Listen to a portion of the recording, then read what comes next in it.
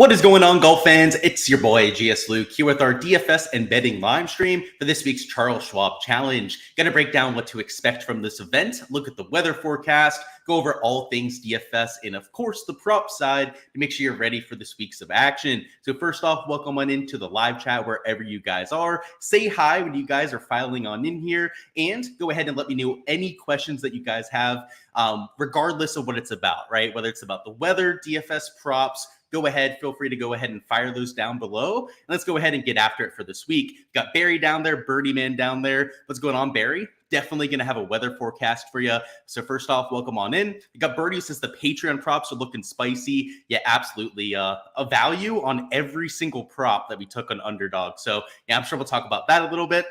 What's going on, Dave? A lot of kind words when it comes to my content. So appreciate you, Dave. Welcome on in as well. Camera Bro down there. We got James who says, thanks for sucking it up early Sunday, of course. And yeah, a lot of us made money there on Sunday too. So it was a good day, a little 5-man that hit for us, right? So that was pretty sweet. And we got Philly Fingers in here as well. So first off, right, lovely start to the stream. Hopefully you're having as splendid a day as I am. But let's start with a look at the golf course. And I think the weather should be our starting point here because the weather for Thursday, Friday looks real spicy. So if we take a look at the winds, you'll see that we have close to 30-mile-an-hour wind gusts on Thursday. Now, if we go to the HRRR model, it's a little bit less significant, right? Closer to maybe 25, 28-mile-an-hour wind gusts that we're getting out there on Thursday. But for Friday, this NAM model does not look very favorable, right? Especially early on where we have close to 35-mile-an-hour wind gusts. So we're going to have to see how this all plays out. There's also a chance that there's some thunderstorms out there on Thursday afternoon.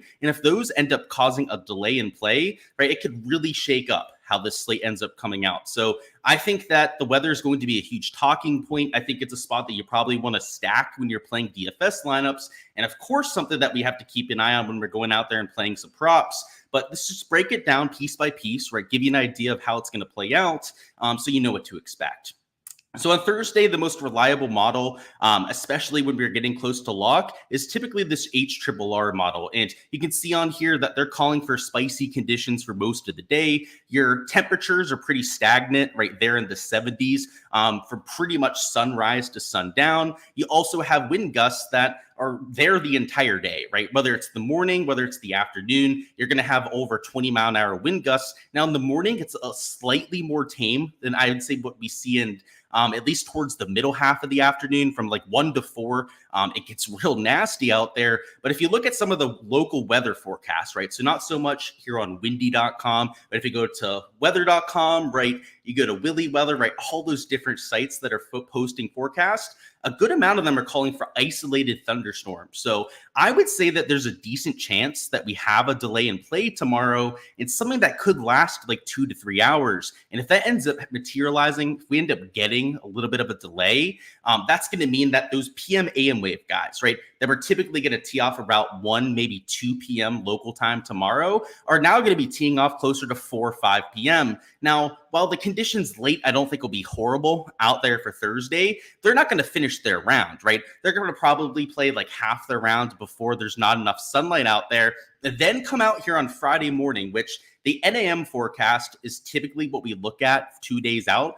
We're going to look at the NAM and the GFS model here, but regardless of whichever one we look at, right, both of them are in agreement here. The early wins on Friday are the worst. And what you have to consider, right, is that those guys are going to finish their round 1 on Friday when maybe we have the hardest conditions all week. And then afterwards have to play their round 2 with some of those conditions lingering, right? They'll probably start round 2 around like 9:30, 10 a.m. local time, maybe slightly after that, right? Depending on the timing of things.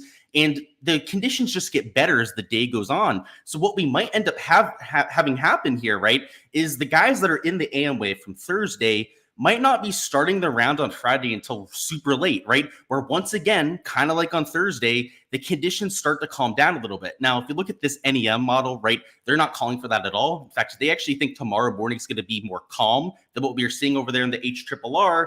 I'm not that worried about that. This is the less accurate model, the closer that we get to lock. But what I'm more so worried about, right, are the guys day one having pretty equal conditions, but then them having that marathon of a round early, that's probably going to cause a lot of ejections, right, with all those high winds that they have. And then potentially these AM guys to play relatively low wind golf right out there for the last 3-4 hours, and then finish the round on Saturday morning when we likely have better conditions. So it's hard to say what the weather on Saturday is going to look like, but I'd have to think, right, that not having to play 36 holes in a day is probably an advantage, right? Or, it might not be 36 holes, right? I imagine that PM wave is still going to play some play out there for tomorrow, but even if it is going out there and playing like 25, 26 holes, right, I'd rather have the spread out rounds, right? We're not worrying about that marathon day as opposed to having to go out there and play all that golf. So that's the way that I look at this. I think if anything, it favors the AM PM wave where you can avoid this really tough wind conditions. I mean, if there's no delay, right, I guess we should look at that as well. Right? If there's no delay out there for Thursday, I think it's going to play pretty flat. I think that the AM might get a slight advantage because if you look at Willy Weather, you look at just some of the local forecasts, like I was saying before, they're first off calling for some thunderstorms tomorrow, and they're calling for lower sustained winds in the morning than what you have in the afternoon. So this HRRR forecast is kind of unique, right, in calling for the winds to be pretty stagnant throughout the day.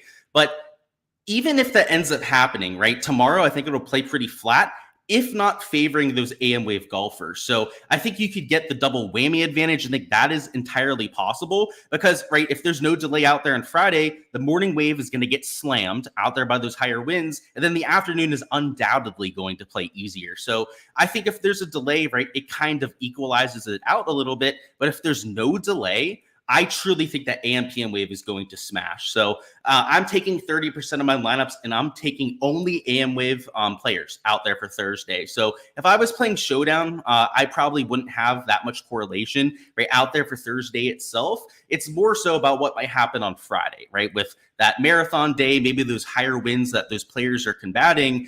That's more so where I think this edge could come in. So anytime we're in Texas, you have to look at the weather. It's, a part of the country where we get some nasty conditions. And this time of year, especially, right, there's going to be some rain coming through, potential thunderstorms that cause delays. It's just that type of year, right? We see this a lot at this golf course. So one thing to note with the prop side of things is that these kind of winds aren't atypical, right? We normally have at least 10, maybe 15 miles an hour of sustained wind for almost every single day out here at the Charles Schwab Challenge. So if you take a look at last year, it was pretty windy for all 4 days. The only years where it played under par at this golf course is when it was unseasonably calm. So, I wouldn't expect this thing to play under par even after the renovations that they've had. I do think that it will soften up the course a little bit, not from the firmness, right? I just mean from the easiness of play. Long term, you had a few players saying that they think like 20 under par is going to win this event, but that'll be when the course is, to its normal firmness. This year, it is going to play firm and fast, right? You saw that at Quail Hollow after their renovation. So the first few years after a renovation, it typically plays harder. I think Muirfield Village is the best example of that. The year after their renovation, it played like 3 strokes over par.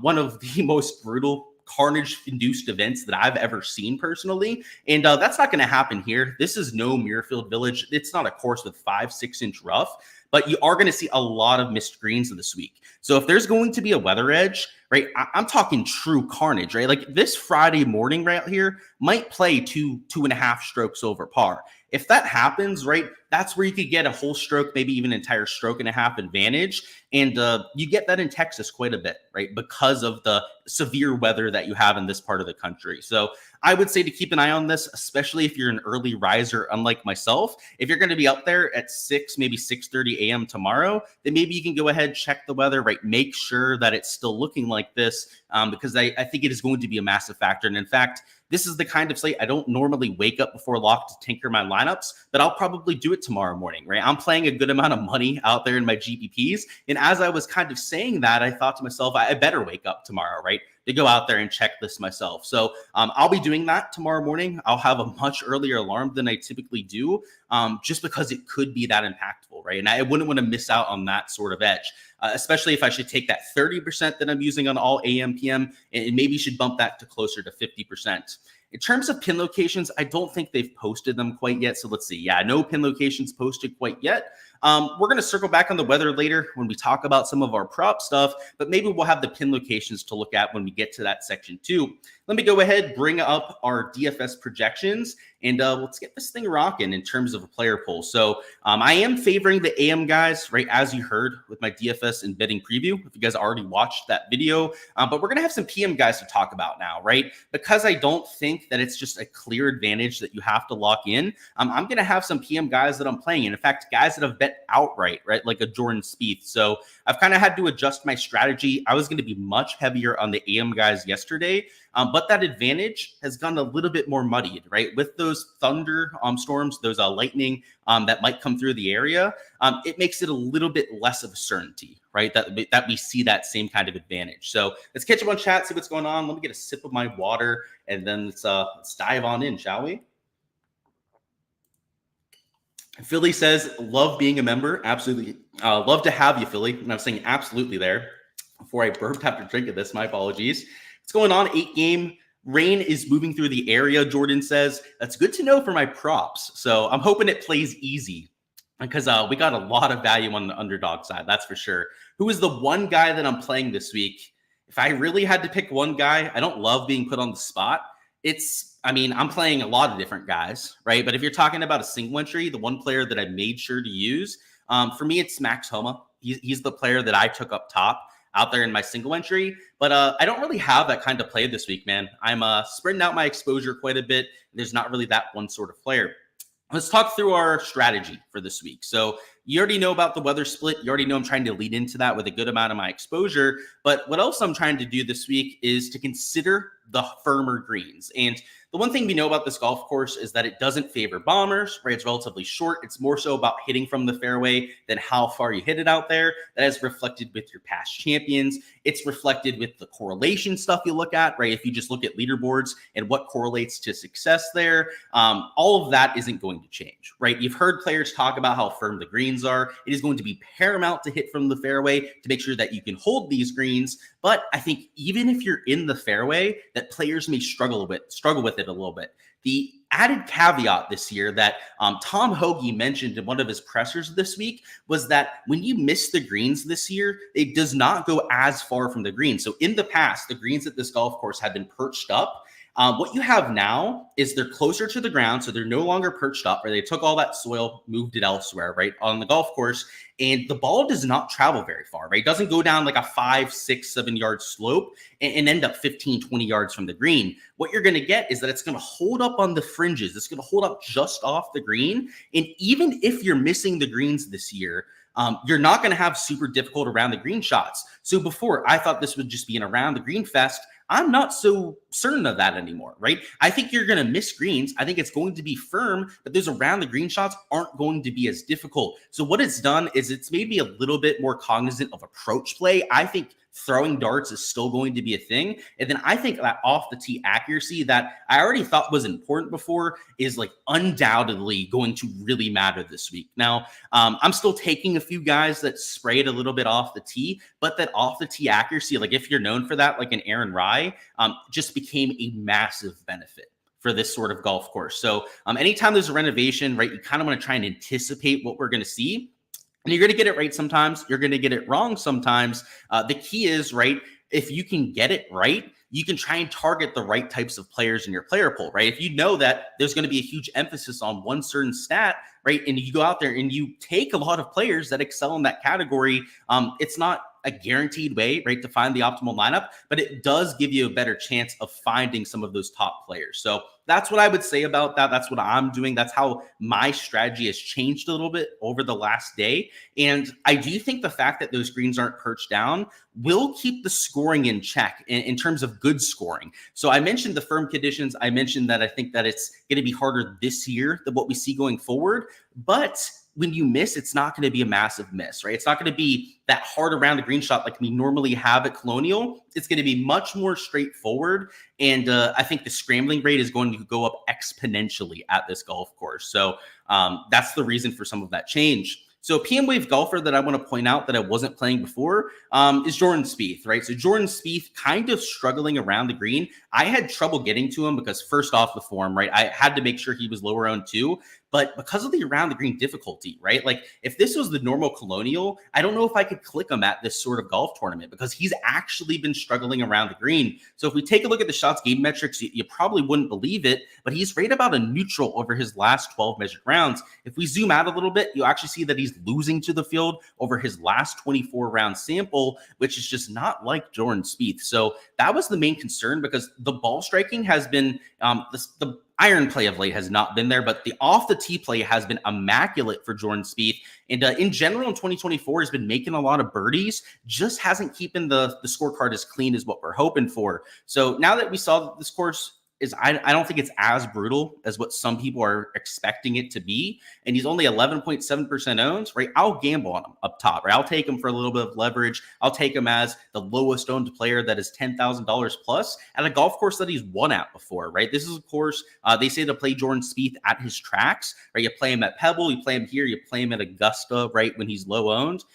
This is another one of those Jordan Spieth golf courses. So I think a lot of people have kind of glazed over that fact this week, or at least maybe haven't considered it enough. But it is a Jordan Spieth track, and the renovation does kind of minimize that, right? It doesn't make it as important, right, as before, because obviously a lot of the green complexes are different. There's a lot of bunkers that were added to this golf course. There's plenty different, right, out here in 2024. But the lines off the tee are the same. You've heard almost every player say that. And in general, you know, this golf course, it's going to have about the same kind of iron shots, right? A few of them have some added length here this year, but I think it was only 2 holes where they really added significant length. So you're going to have a very similar approach profile. And overall, I think the reason why you see Jordan Spieth winning at these shorter tracks is because from fairway in, right, from fairway through putter, he is world class, right? He's top 30 in most of those categories. Approach play lately has not been there, right? I'm talking long term, right? Long term, pretty good pretty good iron player. But when you give him wedges, right? When you're talking about Jordan Spieth hitting from 125 yards, there's almost no one else on tour that you'd want, right? Maybe except for Scotty Scheffler or those, Tom Hoge sort of players that are just special when it comes to the iron play. But those feel iron shots, right? Those wedge shots, Jordan Spieth is the best at, and there are a ton of them at this golf course. So I think that's why he plays well at those shorter tracks. So just keep that in mind. You play him at his horse places, and that's what I'm doing up there. Down here in the 9K range, Tom Hoge is a player that I'll point out too. So I mentioned, right, if you're looking for a player with the shorter irons, right, maybe even wedges to go out there and throw darts, Tom Hoge's your guy. So I was mostly worried about the weather, right? He has a PM wave tee time, which is, I guess, suboptimal, but not really a complete death sentence, right? Because we just talked about how I don't think there's 100% going to be an edge there. If it's going to play close to even, right, Tom Hoge could easily get there this week. He's got the skill set we're looking for, right? He's played well at these short positional tracks. And if you take a look at my comp courses, right, one of them is Pebble Beach, right, where he has his lone tour win to this point. So I like that. I like the fact that he hits a lot of those shorter clubs well, and he's only about 10% owned. So I thought it was going to be a little bit chalky too. Normally has been chalky over the last few months, but because his form has kind of sputtered out a little bit, he's not been as sharp over the last few weeks. Some people are jumping ship, and oftentimes that's the right time to jump on for DFS. So you're getting a slightly lower ownership number now. I think a reasonable price tag in this week kind of field, and projection is excellent, right? If you're just going by the pure analytics, right, Tom Hoge is playing some of the best golf in this field, right, gaining 0.75 shots in terms of the approach play, getting about half a stroke with the putter, which has been his huge X factor here in 2024. It's why he's been so consistently good, right, out here this season. Off the tee leaves a little bit to be desired. Same thing with the around the green, but because of the fact that I think it's going to play not so tricky around the green, kind of like Jordan Spieth, like I'll take a shot on Tom Hoge then, right? If it's not going to be brutally difficult to get up and down and hit some of these grainy shots around the green, right, I think these players are going to have a better go at it. So Tom Hoge himself thinks that the renovation kind of helps his game here, and I'm going to trust the guy, right, and what he said out there during his presser. Down here in the 8K range, I like Denny McCarthy at 8,700, another relatively low-owned play who I have at 11.2%. He is an AM wave golfer, so not really a PM guy that I was trying to point out, but fits the golf course, right? Accurate off the tee, very good with the shorter irons. Long irons, they're decent. They're not great, though, out there for Denny McCarthy. But this kind of golf course plays directly into his skill set. In fact, he's my number 4 ranked play of the week, right? I thought he was going to be mega chalk. Guys, I thought Denny was going to be 20% owned this week, maybe even 25% owned, just because of how well he was modeling compared to his price. But seemingly, people just aren't doing their research or something, right? Because I've got him at 11.2%. So if somebody's going to get steamed up, right? I mentioned on Twitter that I think Sep is going to get steamed up. I've got him at 13.6%. Would not surprise me if he was 15% plus.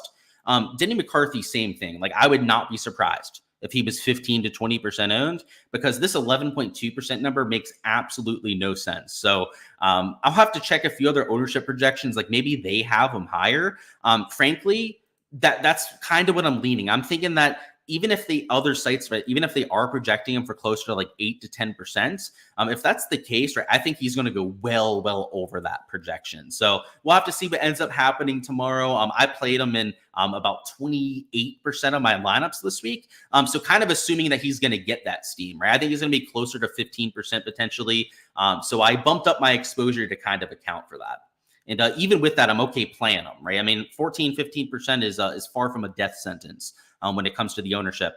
Down here in the 8Ks, I also like Tom Kim. So another PM wave guy that I was a little bit worried about with the tee time. So kind of like these other plays, right? I mean, he just fits this golf course. If the weather narrative wasn't a thing for me on Tuesday, he would have been a core play in one of our early outright bets that I probably would have taken. I'm considering betting him at 50 to 1. That's what Hard Rock Bet has on him right now. Which there's a good chance to end up adding a bet there at 50 to 1, because like I said, he was almost a core play, right along with like a Sepp Straka. I've got him getting some ownership. I've got him at about 12.5% when it comes to the projection there, but which once again it's getting up there, right? I mean, it's about average ownership for this range, but it is far from a death sentence when it comes to the game theory. Down here in the higher end of the 7Ks, and I think the reason why the ownership's not out of hand here, guys, is because a lot of people are playing Scotty. And I can't believe that I, failed to mention him before when you're talking about the top end of the board, but I have him at about 40% ownership. In fact, I think 37% is close to where I actually have him. If over a third of lineups are going to start with Scotty, you can't play this 8K range very much, right? If you go Scotty and then take a 9K guy as your second man in, unless you go double punt in the 5K range, right? You're probably avoiding this entire 8K range, which in general, I think there's a lot of pivots to be had there. And this top end of the 7K range probably gets neglected as well, right? You probably see a lot of people in those kind of builds go down here to the lower 7s and mix and match, right? Take 2-3 guys down there and take a value play to go ahead and make that lineup work. So I just think that it's worth noting that this section of the board, this mid-tier range, is probably a little bit underutilized. And I would say that that would extend from a Justin Rose, actually even a Keith Mitchell, I would say the whole way down to even like a Davis Thompson here at $7,600. All these players are relatively low owned, and the ones that are the most chalky are Sepp Straka, are Tom Kim, right? Down here in the top end of the 7s, Dietrich's getting some steam, right? Same thing with an Aaron Rye here. Players like a Mark Hubbard, right, also getting a little bit of steam themselves, but 12-13% is as high as you're going to get there. And even a lot of the players that I just mentioned are only about 10, maybe 11% themselves. So no one in this range is outrageously chalky. And I think a lot of that is due to lineup construction, right? People spending up, maybe even doing a double spend up with guys here in the 10K range, right? Maybe even going like Jordan Homa out there in lineups, which I'll have a few, right, of those double spend up lineups. But it takes you away from this mid tier. So if you go a little bit more balanced, right, if you maybe fade a Scotty right out there this week, which I don't want to give away all my exposure, but you could probably guess what I'm doing with them, right? If I'm playing Homa and Spieth up top, I can't play everyone, right? That's 10K plus. Right? If you do something crazy like that, right, then maybe you can pepper this 8K range. Maybe you can pepper this part of the board where I think there's guys that can win this tournament, especially guys like in top 5, top 10, that you're getting at sub 15% ownership. So we'll catch up on chat, see if there's any questions about specific players. But that's probably my favorite part of the board, is that mid-tier range, because I think there are guys like Denny, Tom Kim that I didn't take as outrights yet that I think have legit winning upside here. Let's see, where are we at? Who is the one guy I'm playing? Actually, that's the one question we went over. Who would I not pair together because they're too popular? So the lineups I would avoid, right, would be a Scotty and then dropping down to a super chalky Harris English or Bazane Hoot. So if you start with Scotty, a lot of people are going to go down here to this part of the board. And guys like Harris English, Christian Bazane Hoot, I have it about 15% ownership.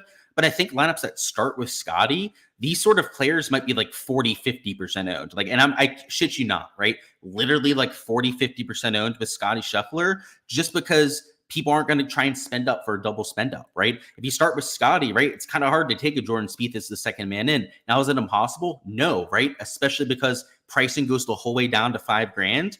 I would avoid going Scotty and then somebody that's super chalky here. Now, if you went Scotty, Adam Scott's a little bit of a pivot this week. I think that would work, right? The double Scott lineup out there with your two spend ups. That's the one thing I would kind of shy away from, Kep, would be Scotty plus a really chalky guy as your second man in, because you're just begging to be duplicated there. And I know it's only two players, right? You have four other spots to differentiate, but you're really going to have to differentiate with two, maybe even three spots to make that work. Denny McCarthy this week, he's in the morning tee times. That's what I'm thinking. Fits this golf course. That's what I'm going with. What's going on, Phil? Siwoo breakout incoming. That'd be pretty sweet. It's about to storm bad. That is music to my ears. I saw there was a tornado warning. So you guys that are out there in Dallas, I think Jordan is too, please be careful out there. And if there's a tornado, please take all the precautions that you have to. Does it worry me that Spieth hasn't performed well at courses he normally plays well at?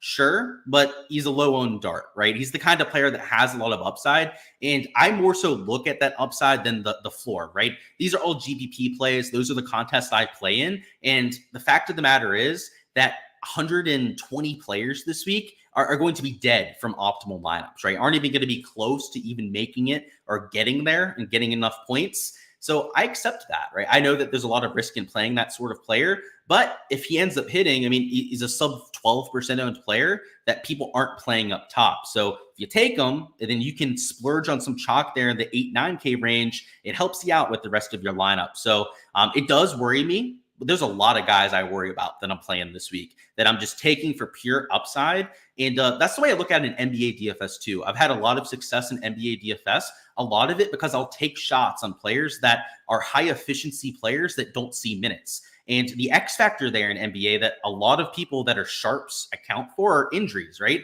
Somebody going down, maybe a change in the rotation that happens overnight where you're getting that high efficiency player on a fantasy point per minute basis that plays more than expected. The idea with Jordan Spieth here, right, is that you get that pop week, right? You go out there, you get that ceiling performance that could break a slate, right? He is winning upside at this sort of event. So for sure worries me, right? Just like the floor of one of those players in NBA DFS absolutely worries me. You just don't play him in single entries, right? So for example, Jordan Spieth, not a part of my single entries this week, right? Only in my GPP exposure and then taken for a high upside outcome like an outright, right? Obviously, right, only one person's going to take home the outright this week.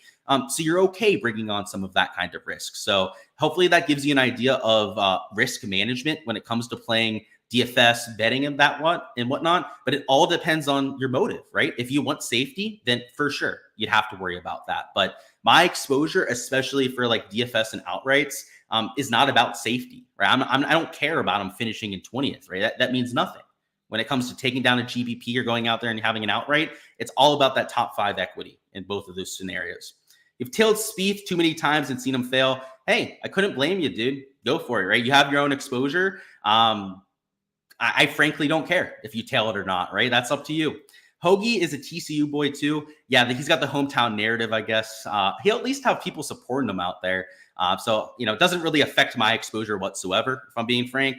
Thoughts on Justin Rose, and is there any value on Streelman? Justin Rose has been playing well. So I think that's the main thing with Rose, right, is that you'd be tailing that kind of form. If you take a look at the last 12 measured rounds, it probably doesn't give you a full idea for how he's been playing because he doesn't have a ton of rounds on the PGA Tour. But when we've seen him over the last few events, it's been the good Justin Rose, right? Good iron play, spike putter, like we're used to seeing from him. And this is the kind of golf course that he can compete at. So I think that Justin Rose is live this week. I unfortunately don't have exposure there. I just like a few other guys in that range a little bit more, but he's one of my last guys out. So somebody that I really wanted to play that I just couldn't get exposure to. And then Streelman, I'm a little bit more worried about Streels, right? Streels, he had that one golf tournament. I can't recall the name of it. It was about a month ago, I believe, that he went out there, right, popped into contention. If you take a look at the shots gained metrics, they're all over the place, right? Losing off the tee, only gaining with the approach play, which I guess if there was one category to gain with, it would be that iron play. But yeah, man, I would say that he's sketchy, right? He would be a pure GPP flyer, but kind of like some of the other flyers that I'm taking, right? There are some ugly plays that you have to embrace at almost all of these tour events, right? Especially like some of the big lotto contests, like we have at the big $5, the big $25 contests that I enter. Those sort of GPPs, you get these randoms that pop off, right? So like you've got to scatter shot some of those guys down low, but I would say make sure you're doing it at the right spot, right? I would not be playing them in a single entry. I would not be playing them in anything that's high dollar. But if you're talking about a pure lotto lineup, right? A $5, big $25 GPP, then there's worse things you could do. Now, I'm not doing that. He's well outside of my realm of exposure this week, but in theory, I get what you're doing there, right? He fits the golf course. Thoughts on Thompson? So Davis Thompson, I'm assuming. So I worry that his driver's taken away, but he's a class player, right? He's not just a driver out there, right? He has a lot of other skill sets that really help him out. He's decent around the green. In general, he's a pretty solid iron player, right? He is losing over his last 12 measured rounds, but if we zoom out a little bit, you get a better taste for what he's used to doing. So if we zoom out, you can see he's gaining in all 3 tee to green categories. What you worry about, though, right, is that the reason why he gains off the tee is power, not accuracy, right? He's not very accurate. That could cause him some trouble this week. And then, I guess that's the only problem, right? Because the approach play, I think, is going to be good in this kind of field. Like, he'll gain strokes on approach in this kind of field, especially a weaker event. Around the green, he's always really solid. Just has to spike with the flat stick. So he can still get there, but he's probably not going to win this kind of event, right? Because if your number one skill set is taken away, right, that power off the tee, I have a hard time thinking that you're going to win that sort of event. But top 20, for sure possible with Davis Thompson. You really like McNeely this week, 65-1. Yeah, so for an outright, I think he's a decent play. I didn't bet him outright, right? I can only take so many people. But yeah, like he's the perfect sort of player, right? A PM Wave player that I'm going to talk about out here in DFS. So yeah, I definitely think McNeely's in play. Also sub 10% owned. In DFS, I think has some upside there too.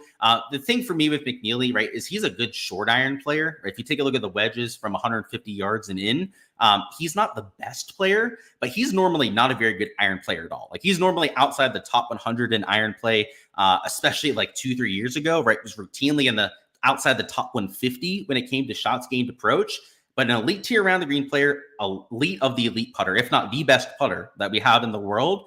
And off the tee has gotten a lot better. Off the tee, he's always been long, but now he's long and accurate. So the X factor for him is always the iron play, right? Like now that he's plugged the off the tee play, I mean, he has almost no weakness but the irons. And if anything really works for him, right? Like I said, it's from 150 and in, right? That's kind of his sweet spot when it comes to his shots gained approach proximity buckets. Yeah, this is the McNeely course. So yeah, you got 65-1, or at least looking at that. I like him more so for DFS. Like I'm not sure if he's going to win this event, but go out there and top 20, top 10. That feels very possible for him. Looking at the qualifying for the US Open, Richard Mansell has qualified for the DP World Tour. Yeah, old favorite from the live stream, Richard Mansell, who I forget the guy's name. Lovely Wilson or something like that, right? Wilson Dog, I think was his name. Really liked Richard Mansell. Throwback, huh, Jack? It's good to see that. Who else got in? Chikara got in from qualifying.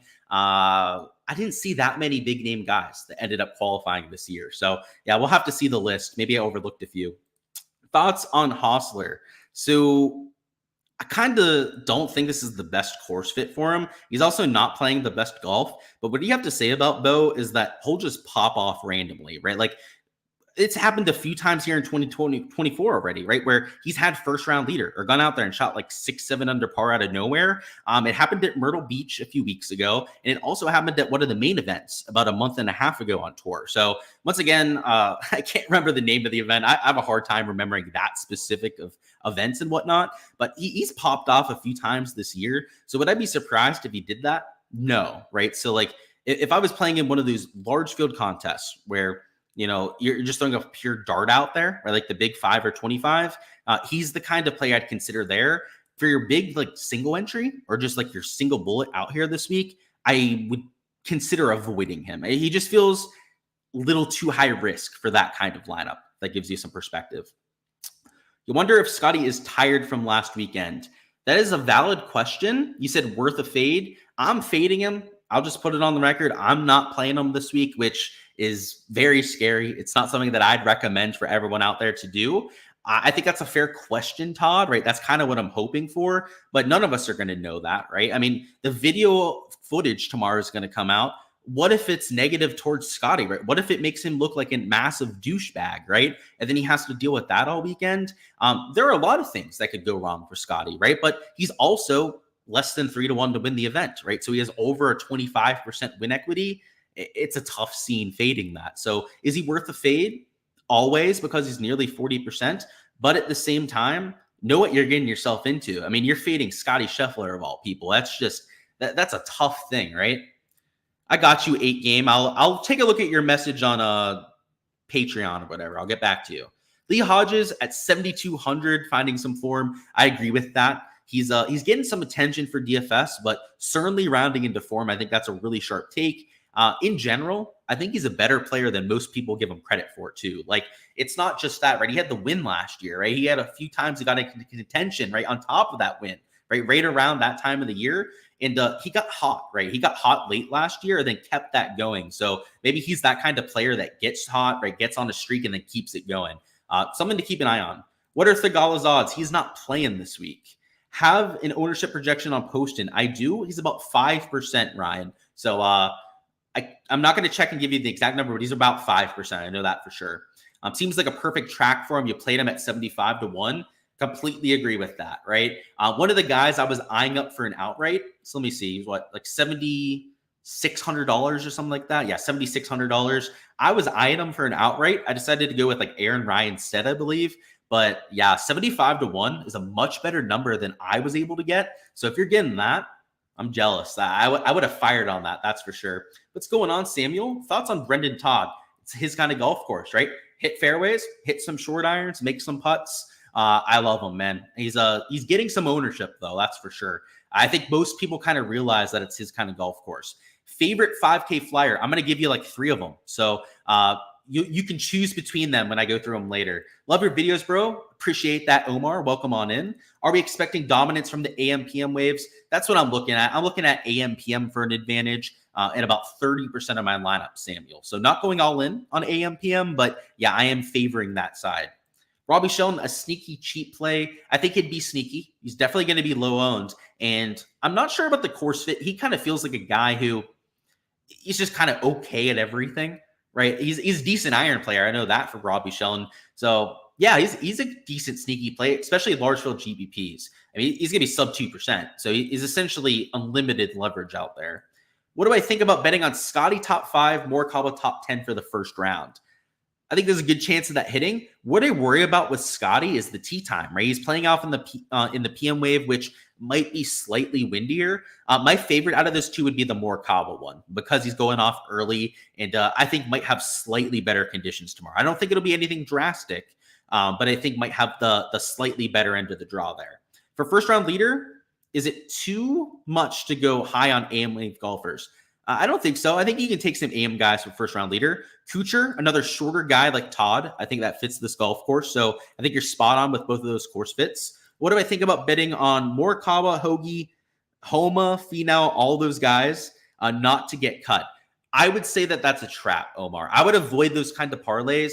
The odds normally aren't very good compared to what you should be getting. So unless you're at a sports book where that's not the case, where they're giving you something competitive, I would probably avoid that one, man. Do I go AM/PM for a single entry? So I didn't. So yeah, I'll just tell you based on what I did. I already have all my lineups built already. I ended up going like 4-2. I have 4 a.m. guys, 2 p.m. guys that I wanted to play. Again, 70% of my lineups, right, are just straight up builds, right, not stacking the weather. So yeah, like you can do it if you want to. I think that's a viable strategy, but that's not something that I did, to give you that perspective. Thoughts on Dietrich and Bez? Bez, I worry about the ownership on. Now, I'm not going to disclose whether I'm playing him or not, but he is about 15% owned out there in the ownership projection. Same thing with Harris English. And it would not surprise me if one, if not both of these players was closer to 20% owned when it's all said and done. So at 8,900 at $9,000, Bazanut, that's really the main worry, right? Is that he's going to get steamed. He might be close to 20%. But playing really well. The form has been immaculate for him. He fits this golf course, right? He's more of an accuracy guy than a power guy off the tee. I have a hard time saying it's a bad play. If I may have just given it away, but I have a hard time saying that he's a bad play even at that ownership because of all of that. And then Dietrich. So the worry with Dietrich is the same worry that I had with some of the other power players this week, right? So I know somebody asked about Davis Thompson before, right? And he is a power player for sure. Somebody like Dietrich is the same way, right? He hits the ball a long way. He really depends on that distance. I worry about that at Colonial Country Club, especially a firm and fast Colonial Country Club. So at $8,000, getting some ownership this week, I have to say I'm like a maybe 5 out of 10 on Dietrich, and the ownership is reflective of him being like an 8 or 9 out of 10, right? Like he's getting a good amount of steam this week. So I'm not the highest on Dietrich this week. It's not like I think he's a poor play. It's just that I think there's maybe better golf courses for his game. So that's what I'll say about him. He's like I said, he's like a 5 out of 10 for me, and just kind of feels like he's too highly owned, right, for a 5 out of 10. Thoughts on Doug Gim? So Doug Gim going way under the radar. In fact, are we sure? Yeah, he is playing. I was going to say, are we sure he's even playing this week? I think I need to add him to some lineups because he is sneaky. He's going way, way under the radar if I didn't even realize he was playing this week. And he's a lovely fit for the golf course. Accurate off the tee, hits a bunch of greens, which is kind of what I want. And around the green is not horrible. He's not too shabby around the green. So you've talked me into him, and I didn't have him before. And I think I really want to add him to some lineups. Let's see, Finau, early tee time, 12.5 greens. So yeah, we'll talk about some of the prop stuff later. So I'm going to leave that question to later on, Dave, just so that we can stay very on task with the DFS stuff for now. But we'll circle back to that. I'll try and remind myself to do that. Is Hoagie going to be chalk? No, about 10% ownership. So nope. Dylan Wu. So I don't know if you want my thoughts on him or whatnot. So feel free to. Oh, there you go. Dylan Wu interest. There we go. I was wondering what you wanted from him. So I don't have interest. I'm kind of like a 5 out of 10 on him, right? I don't hate him. I don't love him, right? Out there this kind of week. I have to say, though, it's a Dylan Wu kind of golf course, right? He's a plotter off the tee. He's not super long in that category. So when you get him at a Colonial Country Club, right, one of these shorter kind of tracks, that's where you want to play that sort of player. So yeah, I could be in on him. Let's get through this last question real quickly, and then we're going to talk through the rest of our player pool stuff. Let's see. Thoughts on Campillo and Haley? Haley, too much of a shot in the dark for me. He's not been playing on the PGA Tour at all, right? I don't believe he has full-time status anymore. So, I mean, just there's no form there, right? We don't really know how he's playing. So I would avoid that just because it's a huge unknown. Probably feels like you're getting a little cute, right? If you're playing Paul Haley. Campillo, though, he's been playing more, right? He also doesn't have full-time status. He's just outside of the top 125 that's getting to play in every single event. I think that he's a better shot in the dark because he's played more this year, right? He's also had better results here in 2024, but both are kind of sketchy plays, if you ask me. They're far from sure things, that's for sure. Wesley Bryan. Well, they call him Wedgley Bryan for a reason, right? Yeah, he's a decent shot in the dark kind of play. He'll be sub 5% owned out there in GPPs, and in theory fits the golf course, right? His one PGA Tour win was at the RBC Heritage, which if you take a look at my comp courses over here, let me get back to the right tab. You'll see it's my number one comp course, right? RBC Heritage. So I think it's in play, or at least Wesley Bryan's in play this week. Jumping the gun, all good. Yeah, I'll just have to remind myself to get back to it. If not, just throw it down in live chat, right? And I'll make sure to answer your questions. All right, let's go through this thing. So Down here in the 7K range, already talked about McNeely, so I won't expand on him anymore. But Eric Cole at $7,000 is my highest leveraged play this week. I am 6x over the field on Eric Cole. So if you can't guess, right, about 25% ownership that I'm taking there on a $7,000 Eric Cole. He has not been playing well. If you take a look at the history, or not the history, I should say, the recent form, you may go, what the heck are you thinking, Luke, right? Missed cut, 68th, 33rd. Like, this guy's not doing anything. Sure, that happens to guys in golf. It's a rough sport. You have slumps. That happens, right? But he's your fucking rookie of the year from last year. And excuse my French, but seriously, like, the fact that people are calling this guy broken, that are saying that, oh, he's got no chance this week, is comical. Like, sure, the guy is not in his best stretch of form, but guys snap out of it, right? I mean, sure, maybe he's broken. He never comes back to form. I'd say that that's like a 2% outcome, right? Like, he's 99% probably going to come back, end up being that world killer that we saw before. And this is a golf course that is tailor-made for him, right? I mean, iron play to die for. One of the best iron players all of last season. And that is non-exaggeration. One of the most consistent iron players of all of the season last year. Around the green, one of the best players there too, and a really good putter. Where does he struggle? Off the tee, right? So sure, he's going to have to find a way to hit some fairways, but I looked at PGA National for a comp here, and if you take a look at some of the other comp courses that I went through, he's had a lot of his top finishes at these sort of tracks. So sure, the form lately hasn't been great. He did not play well at the RBC Heritage lately, but he's only 4% owned, which would have been ludicrous, right? If I told you Eric Cole was $7,000 again. I mean, if 2 months ago, guys, I told you Eric Cole would be $7,000 and it would be 4% owned, you'd be locking him in every single lineup. Like, literally, you'd be locking him in every single lineup that you would have been entering, because the guy was top 20 every single week. I mean, that's how consistent this guy was last year when he got that rookie of the year. So the fact that he's this cheap now and this low owned, I kind of feel bad for even in bringing him up, because he has to go up in ownership. There's just no way that he's going to end up coming in at like 4% ownership. So PM Wave Tee Time that I didn't talk up for this week because I was kind of worried about the weather out there on Tuesday. But as the week has gone on and I've started to play some PM guys, he was just a no-brainer for me to go ahead and get to. Justin Lauer, really good form down here in the 6K range. So of course, with pricing down to $5,000, we have a lot of blatant misprices out here for this week. So somebody like Lauer that fits this golf course is number 7 in the field when it comes to my total model ranking, is, obviously mispriced, right? If he's at 67 in terms of the pricing. So I think a huge value if you're a stat nerd like myself.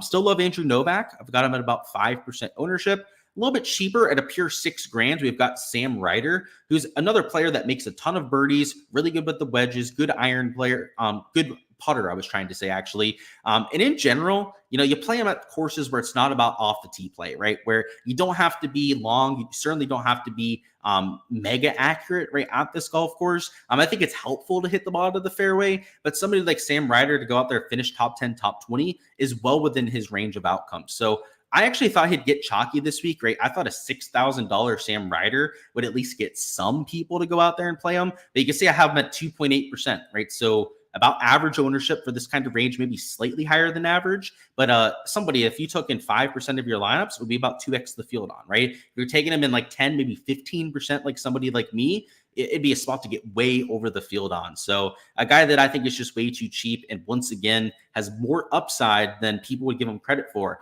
and has a super low floor. I mean, I would not be surprised at all if he missed the cut, right?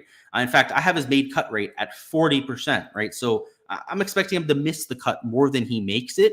It's about the upside, though, right? Good Sam Ryder weeks is kind of like what we saw at the Myrtle Beach Classic, where he got into contention, which, by the way, guys, Myrtle Beach Classic, I think, is a really good comp course for this week.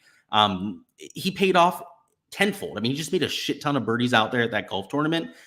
Could pay off at $6,000 in that kind of way. And then finally, the last play I'm going to talk about here is Peter Malnati at $5,400. I'm taking him in about 10% of my lineup. So another guy I'm getting way over the field on. And I've got him at only 1.5% projected ownership. He's got legit winning upside on tour, right? We saw him win the Valspar Championship. And this golf course sets up even better for Peter Malnati, right? We've seen him show up at Pebble Beach over the last few years. It's a golf course that he's played particularly well. He's been okay at the Heritage. He's been really good at some of the shorter tracks like TPC Southwind. YLI Country Club has been very favorable towards Peter Malnati. So So when we get him at a golf course that's not super off the tee heavy, he's a good short iron player, right? Around the green, he's decent enough, and he's a really good putter, right? When you catch him on a good week. I mean, this is the kind of golf course that's built for his game, right? I mean, he's a tour winner this year, right? And you're telling me we're getting him at $5,400 and essentially unowned. Like, that's a spot I'll buy in on all day, right? Good course fit. I mean, the form is the issue, right? I mean, he's number 113 when it comes to recent form, but he also has a win like a month and a half ago, right? So it's kind of hard to reconcile that, right? To say that his last 12 rounds have been dog shit, like sure, that's true. But if you just look back a few weeks past that, you have him going out there and playing world-class golf. So $5,400, a player that I'll take a shot on. And again, we go through these plays not just to go out there and tail, right? It's more so to give you an idea of the exposure that I'm getting to, right? My thought process when I'm going out there and picking players, because I mean, we talked up maybe 10, 15 guys out here in the live stream. My player pool is close to 40 players this week. I think closer to like 35, maybe 36 players to be precise. I mean, there's a lot more than I'm getting to. So take that thought process, right? Take some of that perspective and apply it to your process, right? If there are guys here that you agreed with, right? Maybe you do go out there and you tail them in your lineups, right? If there are guys, like I know somebody wasn't super sold on Jordan, could not blame you, right? Given the form there, that don't play him, right? But use that insight, right? Like maybe Jordan's not the spot that you take a shot on, but you should certainly be trying to go after bounce backs, right? Because you see it for every golf tournament, right? Somebody that breaks a streak of missed cuts, right? Somebody that goes out there and, was maybe just spinning their wheels for a little bit, that finds it, right? That has that aha moment and goes out there and has a week. You can't be avoiding every Jordan Spieth in the field, right? So that's what I'll say. That's the perspective that I'm trying to give you there, are the sorts of players that I'm taking shots on this week to more so give you that insight. So that's what I'll say from the player pool. That's what we're going to go through with the projections and whatnot. Of course, guys, to find all of my projections, all of my player pool, all of that can be downloaded in yours over there from my Patreon page. So for that, check out the link in the description of the video where you can download the sheet without all of it censored. So you can see, right, if I'm playing Scotty this week, I'm not, right? Just telling you for full transparency. You can see if I'm playing Colin Morikawa or not this week. You can see if this, 9K range maybe has 1-2 more guys, right, that I'm taking a shot on there. All of that over there on the Patreon. So like I said, link in the description of this video, but let's build a lineup together over here on Draftkings. So let me bring up the Internet Explorer tab, or Google Chrome, that is. Internet Explorers from the early 2000s. And let's get this thing going. So first off, I want to see if they posted tee times, or not tee times, pin sheet, I should say. It doesn't look like they have. So let's just build a lineup together. You're getting some David Skins. I like it. That is bold, but he fits the golf course, so I like it. What am I thinking about Martins? The Martins, you should say. They've got Trainer and Laird. Oh, that's tough. But you're right. It's the kind of golf course that they can compete at, right? And off the tee, light golf course, right? A lot of layups. Martin Trainer, that's the one issue, right? He's not very long off the tee, but if there's any irons that he can hit, it's the wedges and the short stuff. He's a decent around the green player, putter that can get streaky. I think Trainer in a pure GPP format, pure $5, $25 GPP makes sense there. That's about all I'd play him at, though. Martin Laird, I think, has a higher floor. So I almost would rather play Martin Laird in like a single entry lineup or like a higher dollar lineup where you've got to save a lot of salary. I mean, you're getting a ton of salary savings, right, by taking Martin Laird. But his ball striking floor, I think, gives him a really good chance to make the cut here. Like, he's the sort of player that I'd be trying to bet to make the cut here, just from like a pure bet standpoint. So yeah, I think there's a time and place for both, right? Laird has the floor, Trainer has more of the ceiling. Where would I put Tony with a top 10 finish? Or would I put him for a top 10 finish? I haven't bet him this week. Kind of like some of the other power players that I've mentioned before. Somebody like Tony, you want to play at an off-the-tee heavy golf course, right? At a course where he can really lean into that skill set and take advantage of it, because he's one of the best off-the-tee players that we have historically. Now, the reason why he got into a slump recently was because of some of that off-the-tee play, because the rest of his game couldn't make up for that, right? He was about neutral with the off-the-tee play, and if Tony Finau isn't gaining half a stroke, even like close to a stroke per round off the tee, it's not like he's a horrible player, right? He'll still make cuts for you, but you're not going to see those top finishes, right? Like those top 5, top 10s. So the issue I have, CJ, right, is that he can play great with the iron play. He can even have a good putting week, and I think that'd get him to the top 10. It's just that he's going to really have to kill it in those two categories because off the tee is not going to do it for him. So I'm kind of worried about it. He screwed you in round 1 of the PGA for his over-on score, but he played okay at the PGA. His driver is looking better, and that's on Eric Cole. Yeah, so I'm thinking that it's going to come back at some point, right? Like, I've actually been off of him the last month or so. Just a lot of the golf courses haven't fit his game. So I think that might be it too, right? Like PGA Championship was a tough golf course for Eric Cole. Certainly Quill Hollow was, and even a lot of the other tracks, right, that were longer that he's playing, just not really an Eric Cole kind of golf course, right? Short Colonial Country Club, like I'm thinking that we're getting back to that spot. So yeah, hopefully he can get over that because dude, he's so good long term. It's incredible. Thoughts on Hisatune? Fits the golf course. I'm like at a 6.5 out of 10 on him. I am playing him this week for some perspective. Any Kucha love, not myself. Just, kind of feels like there's better shorter guys to take, right? Than Kuch is getting up there in age. Thoughts on a $5,700 Coles? Good GPP flyer, but getting some ownership. I do have him close to 5% ownership this week. So, he's not as low owned as some of the guys I'm taking down there, but far from super chalky that you can't play him. Obviously, if you took him in 10% of your lineups, that's 2x leverage right there. Nick Hardy, I worry about the fact that he's a bomber and kind of like Finau, right? It's not like they can get there. They can have really good putting, a really good iron week and get there, finish top 10, something like that. They just have to do that, right? Like they're not going to go out there and they can't gain those 4 or 5 strokes off the tee anymore, right? Now they have to nuke in both of those categories. There are guys like Sam Ryder, right? That like we kind of expect that from. Like he routinely goes nuclear, both off the tee and with the putter. The issue is guys like Finau and like Nick Hardy don't do that very often. So I just don't think it's the best golf course. I do like Harmon this week. I don't want to talk him up though, but yeah, I'm playing him, man. What are my thoughts about an 8K lineup? So going all 8Ks, I don't have any builds like that. I don't necessarily have an issue with it, Paul.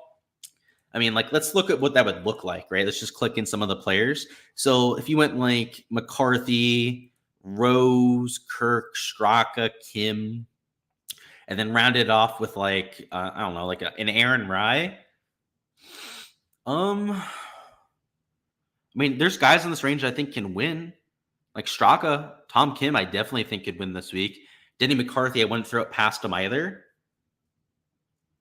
I don't think it's the worst idea. It's not my favorite either, though, because there's no one in this range that's sub 5%, right? So you might want to leave some salary on the table to go out there and get different. I know that's interesting. I'll say that much, Barry.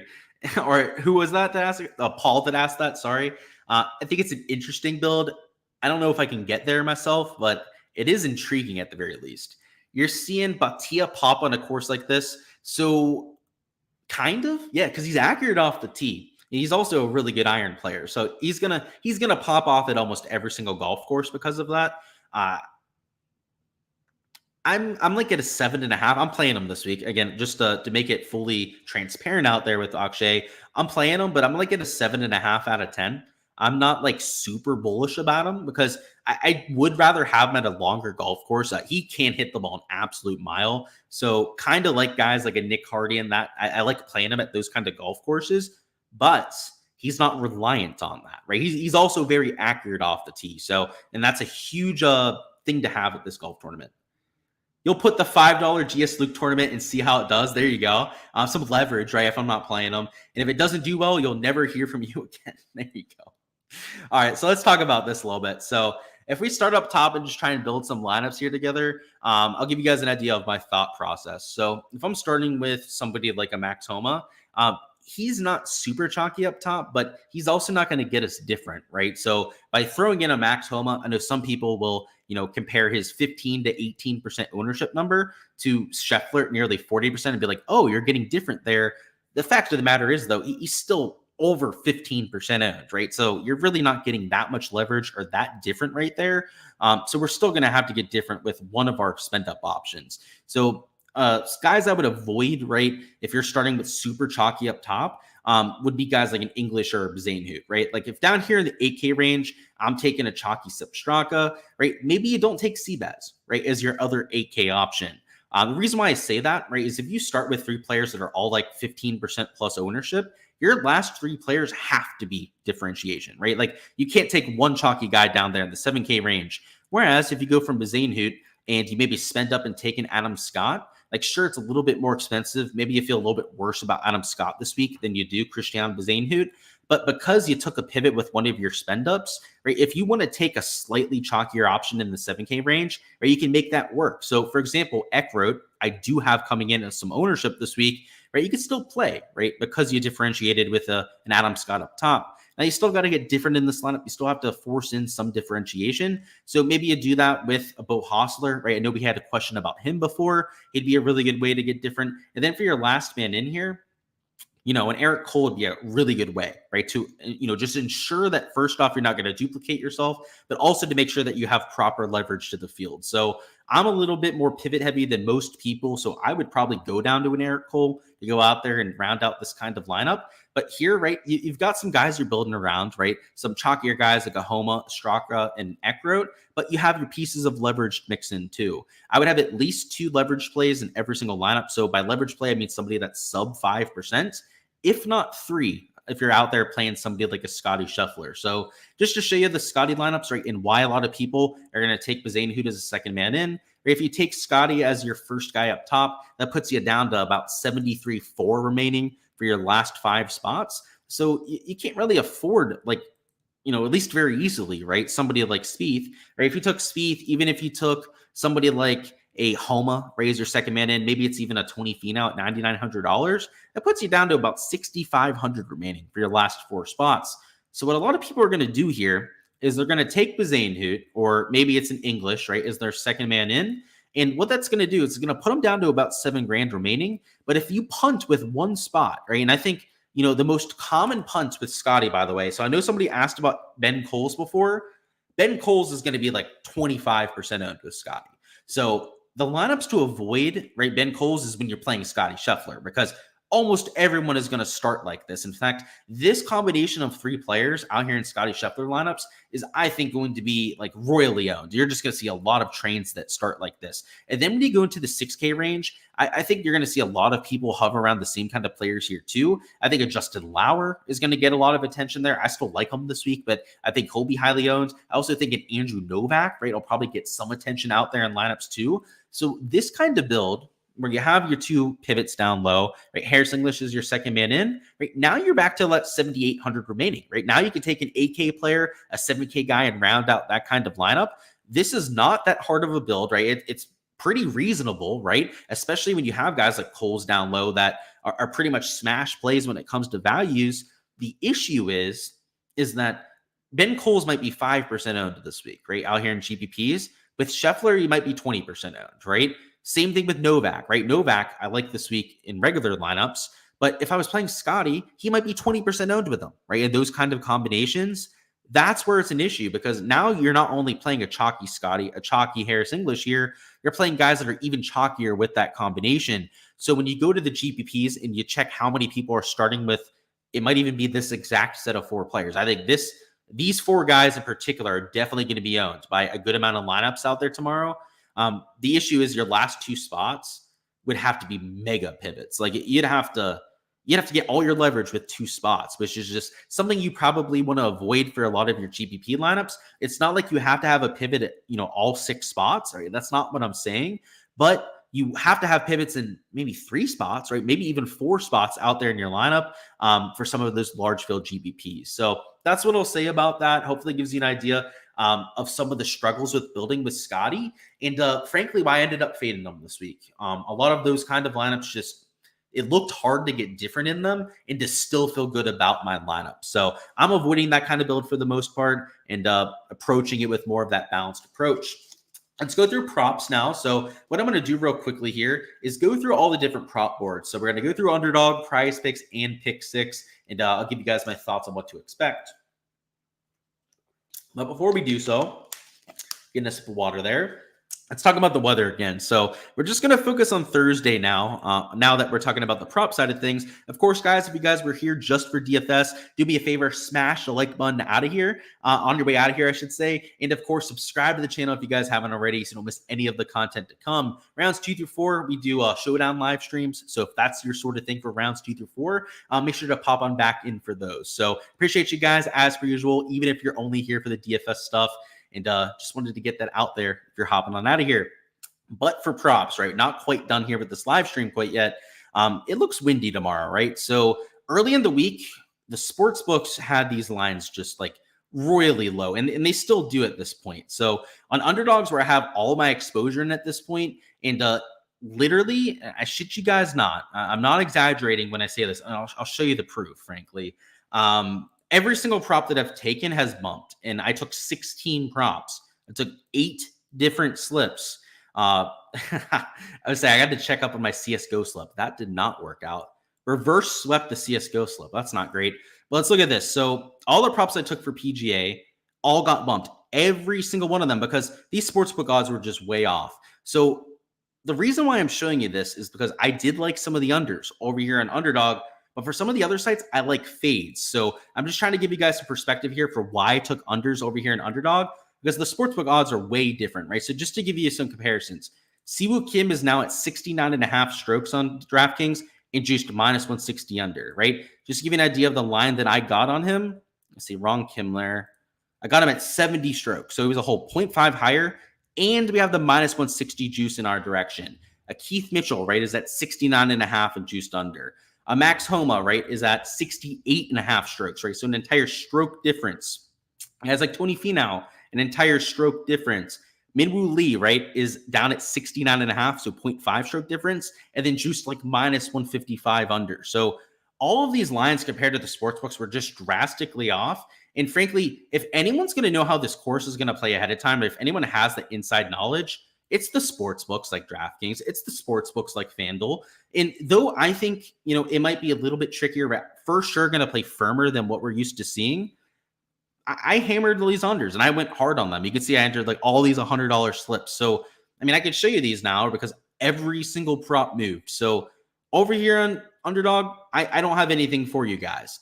Every single prop that I've taken this week is no longer possible to be taken. Now, the one thing I'll say is that some of them have been bumped 0.5 strokes and are still juiced way, way under. So if you wanted to go out there and enter anything right now, you could still probably make it work. And just to give you a few examples, like Brian Harmon here, right, is minus 145 towards the under, right? He's still at 69.5 strokes. Siwoo Kim, right, I mentioned he was minus 160 towards the under, is at that number, right? So if you want to get that minus 160 juice, you still can. But what I would kind of warn against is that I think the best lines that you can take, and look at that, the Siwoo Kim one bumped, as I mentioned that on live stream. So, the Underdog lines makers watching, first off, you're a bitch.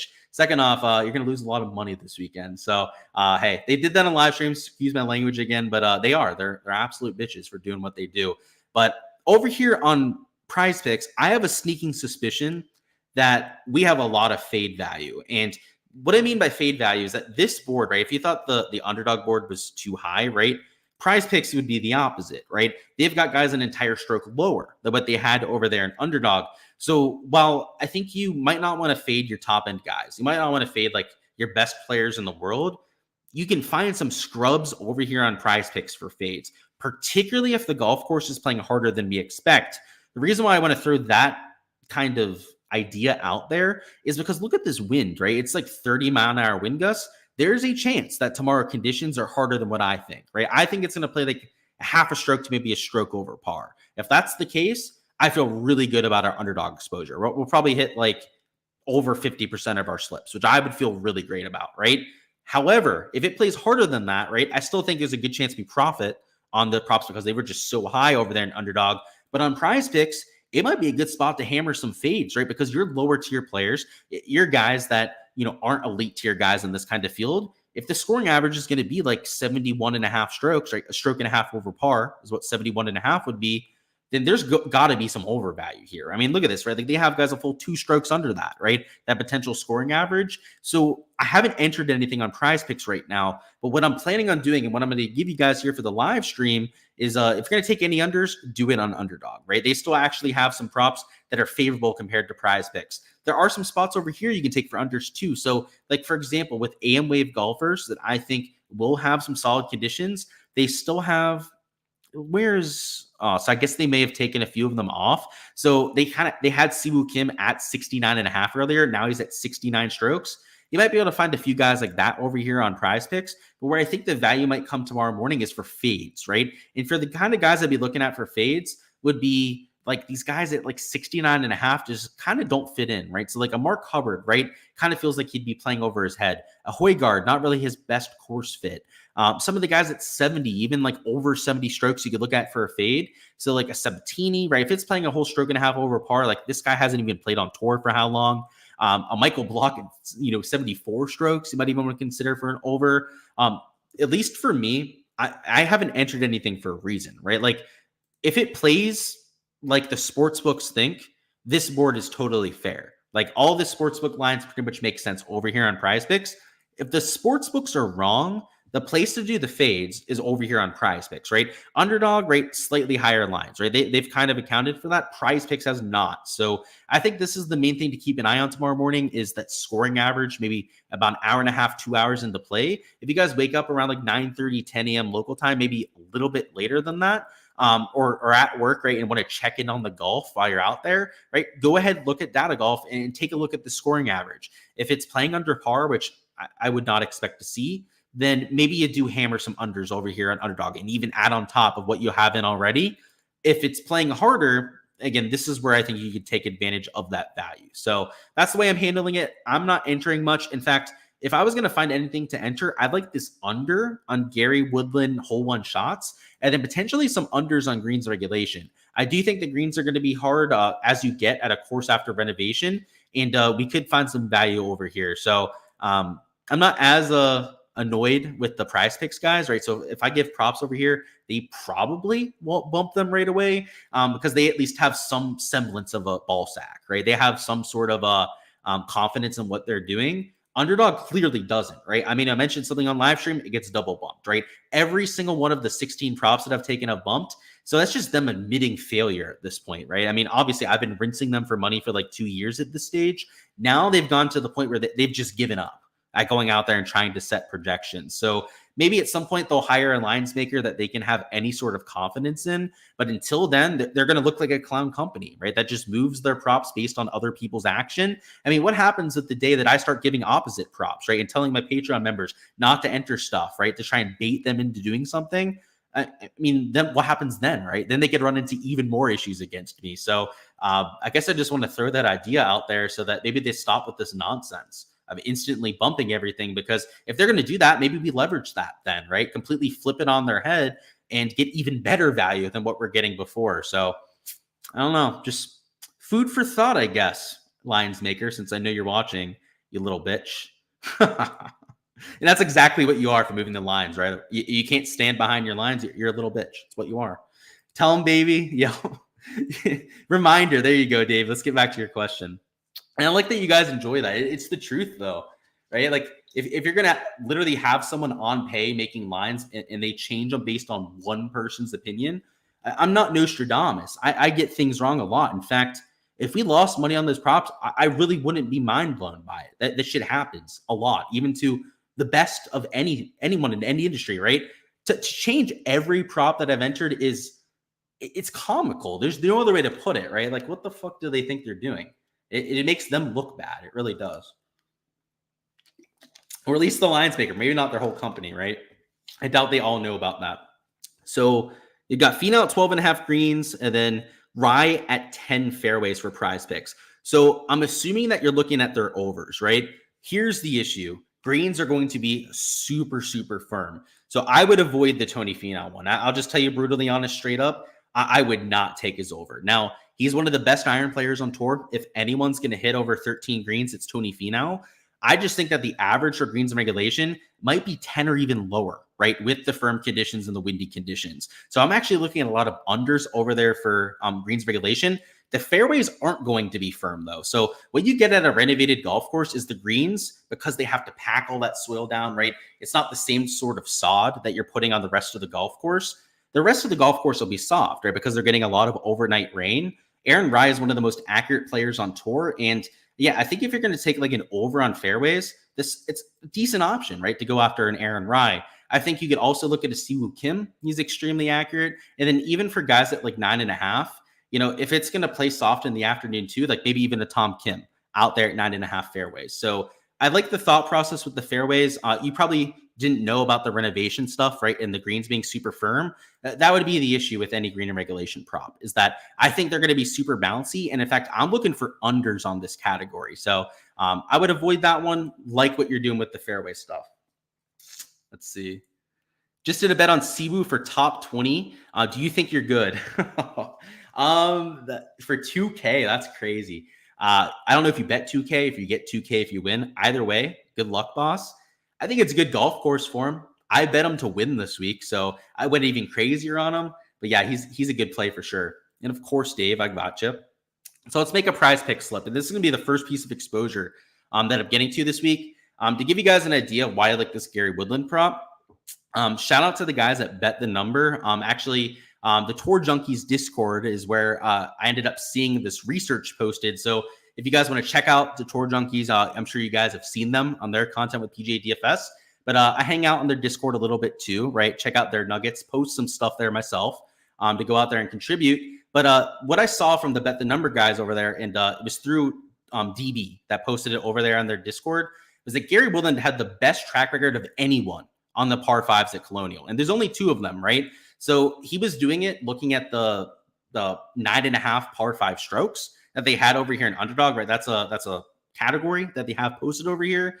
Gary Woodland was by far the best, and it makes sense, right? He's long off the tee. He's a good around the green player, so he's normally able to take advantage of par 5s. So hole number 1 is by far the easiest hole on the golf course. And depending on pin location, you can play even easier. So I was really hoping to get a look at the hole 1 pin, because that's the only thing keeping me from entering this prop. Because on paper, he's the best player in this field on the par 5s at Colonial. And hole 1 is the easiest of all of those par 5s. So I'll probably hold off on entering this actual slip until I can see the pin location and know that it's going to be a straightforward one. If it's like a front pin location, then book it, right? I'm 100% going to go out there and play this under. But if it's like a back left or a back right pin, right, that's when I start to question it a little bit. So I think these hole 1 props are going to be a really good look. So shout out, right, to the Tour Junkies in the Discord for all that information. But if I was going to like make slips with some of the unders on hole 1, I would mix them in with these unders on greens so that you can get like a full 3x payout. So just to give you guys an idea, I was potentially taking a look at Højgaard under greens. I think that somebody like Ricky, you could look at for an under on greens, but he is going off with an early tee time. Somebody like McIntyre in the windy conditions I'd be looking at for an under, and pretty much the whole way up the board. Like, I love Daniel Berger, but I think everyone's going to struggle to hit greens, right? So it's not that I'm so much picking on Berger as much as it's just the projection at 12 that I think is inefficient. And maybe the guys at 12.5 I'd even look at for fades. So like I think Tom Kim would be one of my favorite options, but all of those would be guys I can be considering for a slip. So I'm not entering this quite yet, at least the hole number 1 until I can see that pin location. But if there's anything I'd be comfortable with entering now, and that I'll probably post on my Patreon page as soon as I get off live stream here, it's going to be some unders on greens and regulation. So don't bump the board prize picks. If you do, you're going to be just as big of a bitch as Underdog. And I've at least met the lines makers from prize picks before. They've had their mistakes too. Trust me. I burned that bridge a long time ago. Me and them do not get along whatsoever. That one was a very big broken bridge too, if we're going to be honest. But either way, they should probably stand behind their lines. So if you're going to fade these, I think this is the spot to do it. And frankly, the entire board is fadeable. I think the average for greens and regulation is probably going to be sub 10 per round. And that means even to push here at 12, they'd be gaining 2 greens to the field, right? Even if they have a slightly above average day, right, they'd be under for pretty much everyone on this board, let alone when you can find players that are below average green and regulation guys, right? Guys that don't hit a lot of greens. I think that's where you're going to find the magic out there for round 1. So that's what I'll say about Prize Picks. Again, nothing I can enter until I see that pin location. It might seem like overkill, but I'm very prudent about my exposure, right? Props are one of my biggest money makers when it comes to playing fantasy golf, a lot because of how anal I am about it. Frankly, I don't think there's a better way to put it other than I won't enter something unless I am damn sure that that's a good bet at that time, right? And conditions may change. That's usually the one thing that can trip me up, but I won't enter something unless I see value at that time. So I'm gonna take a wait and see approach there. I know a lot of you guys on the Patreon probably know at this stage, but we'll keep an eye on that for sure. I'm monitoring, right? That whole number one board and of course those greens and regulation. And then over here for the pick six stuff. So the full event stuff, I don't have enough patience for, but let's take a look at the round one board. So let me stop sharing my computer. I think I gotta get a new CPU or something because this thing is starting to run way too slow for my liking. There we go. I'm just trying to get it to bring up the right projections over here. Or maybe it's Draftkings that's slow. Maybe it's not my computer because everything else is working beautifully. Stream is pretty smooth, it looks like. Everything else has been sharing properly. But here we go. We got it up.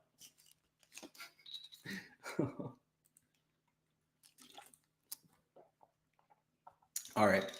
So if I'm looking at this pick six board and you thought that maybe some of the other sites were too optimistic, well, this site is where it goes a little bit overboard. So they even have guys like Morikawa Homa an entire stroke lower than what they had him over there on Prize Picks. So if I thought that there was going to be some potential for fades here, that's going to be even more so the case on pick six. So I think over here, I'd even be comfortable taking some fades right now, right? As opposed to on Prize Picks where I think it's a little bit more fair as of current standing. So if I was going to bet anything over here, it'd be some overs on strokes, maybe some unders on birdies.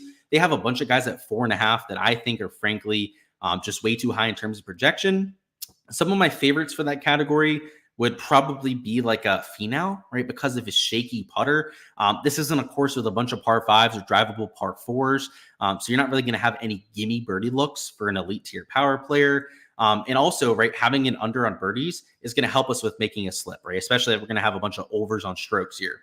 So let's find some guys to mix in. So a Horschel would for sure be somebody I'd be eyeing for an over. Who else at 67.5? Heck, I'd even consider fading like a Homa or Morikawa, but I think that the Horschel at 68.5 is maybe a little bit better. Let's see, at 16.5, you could also fade Bazane, which honestly, to shoot -2 at this golf course, it's not going to be an easy feat, right? I mean, just to give you some perspective, right? Bazane, his strokes line is, I don't know, I'm not sure if he has one, actually. Let me just type it in here so that I'm not blind or whatever. Do we even have one? So he doesn't have a strokes line, but he does have a birdie line there at 3.5. You'd have to think he'd probably be at like 69.5 strokes, right? Like probably an entire stroke higher than what you have over here in pick six. So it'd probably be this kind of slip. So I'm going to go with those two to start. Let's look at this bogey or worse board. 1.5 for Morikawa. Okay, so I mentioned kind of not wanting to fade Morikawa because I think it's a really, really good course for him. But 1.5 bogeys is just too low, right? When you have those 30-mile-an-hour winds. So this would be the main slip that I'd be looking at. It would be an under on birdies for Tony Finau, who on Prize Picks, right, he's at 4 birdies. So you're getting that 0.5 discrepancy there. Horschel, right, I'm not sure if he has a line on Prize Picks. I guess let's just double check and see what we got here. So Horschel is at 70 strokes, right? So that's a stroke and a half discrepancy. And then Morikawa bogeys, I believe he's at 2.5 over here, but let's double check that on the underdog side. So yeah, they've got him at 2.5 bogeys or worse. So just a lot of value over here on the pick six side. So I think regardless of conditions, this board is probably right for the taking.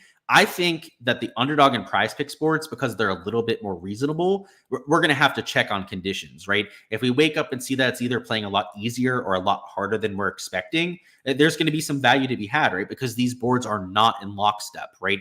They have differences in terms of projections. There are 0.5 discrepancies across both boards. So if we end up getting, right, an extreme or the other, right, either really easy or really hard conditions, it's going to be a situation where no matter what, there is going to be value, right? Because one of the two boards is going to be wrong. Like we know that ahead of time. So just have a game plan, right? If conditions are easier, it's underdog overs on birdies and unders on strokes. If it's harder, it is overs on strokes on Prize Picks and unders on birdies. So again, just One of the two things is probably going to lay out tomorrow, and that is where I put a bulk of my exposure. So that's it for the prop side of things. I know maybe a little bit lame that I didn't give a bunch of slips, but again, I try to be as prudent about this as possible and give you guys the value when I see it. If you're going to take anything on underdog, I gave you guys a few unders that you could take for strokes. Again, for prize picks, the Gary Woodland prop is probably something I'm going to get to, but the majority of what I'd enter right now, if you're out there trying to enter slips, would be these unders on greens regulation. But that's all I've got for this week. In terms of the outright card, it was everyone from the core plays video, and then I added that Jordan Spieth outright too. So that's all I'm going with this week. Pretty light exposure-wise from the outright card, but going balls deep when we're going to the GPP exposure. Of course, the prop exposure, already a ton of slips in, so stoked from that perspective. So looking forward to it, guys. Best of luck with all of your exposure out there, and hopefully see you guys back for the rounds 2 through 4 live streams. If you haven't already smashed that like button, go ahead and do so on your way out of here, and subscribe so you don't miss those other streams to come. Of course, the rest of the content throughout the rest of the year as well. Appreciate you guys as per usual, and I'll see you guys for that tomorrow night.